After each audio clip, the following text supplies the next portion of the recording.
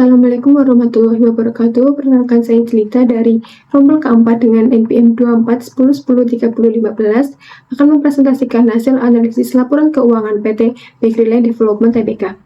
Jadi PT ini didirikan pada 12 Juni 1990 dengan awal namanya itu PT Puri Lestari Indah Pertama. Diakuisisi oleh Bakery Group pada 1997 dan terdaftar dalam BI pada 13 Oktober 1995 dengan kode saham ELTY. Lalu untuk kepemilikan saham sendiri didominasi oleh publik sebesar 89,53%, lalu ada interventor capital sebesar 5,12% dan KPD Siemens Equity sebesar 5,35%. Untuk laba operasional NOEC pada tahun 2023 sebesar 428,53 miliar, memburuk secara modal kerja negatif, lalu TOC-nya 1,49 miliar pada tahun 2023 turun menjadi 1,15 miliar. NOPAT-nya minus 813,22 miliar, membaik menjadi minus 1,16 miliar.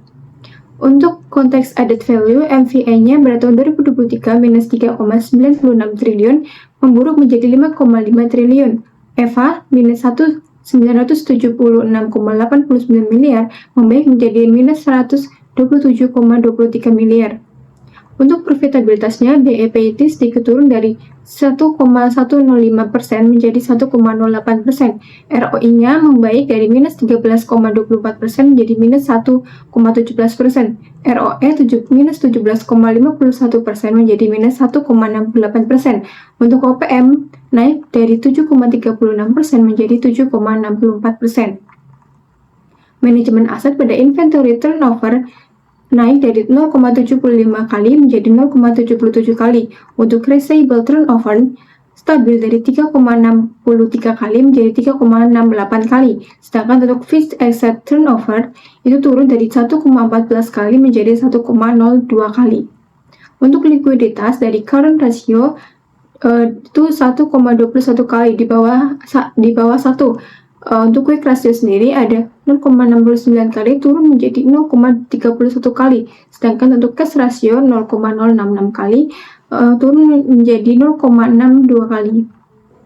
Untuk nilai pasar sendiri ada price to earning itu negatif minus 1,94 kali, memburuk menjadi minus 31,4 kali. Sedangkan untuk price to book dari 0,35 kali menjadi 0,36 kali. Sedangkan untuk market to book itu nilai pasarnya 0,35 kali dan 0,36 kali. Untuk analisis risiko dan biaya model itu beta ELTY rendah 0,69 kali. Sedangkan WACC-nya itu stabil naik dari 10,58% menjadi 10,64%. Namun ROIC-nya itu memburuk menjadi minus 70,96%. Akibatnya ROC WACC negatif memburuk menjadi minus 81,18%.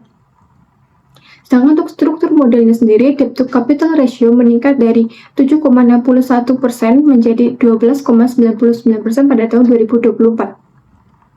Kebijakan dividennya, PT LTI ini tidak ada pembagian dividen pada 2023 dan 2024 sendiri. Hanya pernah membagikan dividen 1 kali pada tahun 2010. Penyebabnya itu rugi bersih dan defisit saldo. Untuk perspektif signaling teori negatif sendiri itu tidak ada dividen selama 10 tahun. Lalu ada opini going concern dan akumulasi defisit. Untuk positif, rugi turun 93,6% dengan rencana pemulihan strategis serta aset properti strategis itu masih solid. Kesimpulan dasarnya itu, kesimpulannya likuiditas memburuk tipis dengan current ratio di bawah 1 dan cash ratio 6-7%. Sedangkan untuk value destruction-nya itu parah dan EVA dan profitabilitasnya itu membaik dari rugi turun 93,6%. Lalu tidak ada pembagian dividen dari PT tersebut. Sarannya itu mempercepat tagihan piutang dan monetisasi aset non-inti. Kedua, selesaikan kasus hukum. 3, optimalkan penjualan dan persediaan. 4, tingkatkan komunikasi investor untuk pemulihan kepercayaan. Sekian presentasi laporan analisis dari saya. Wassalamualaikum warahmatullahi wabarakatuh.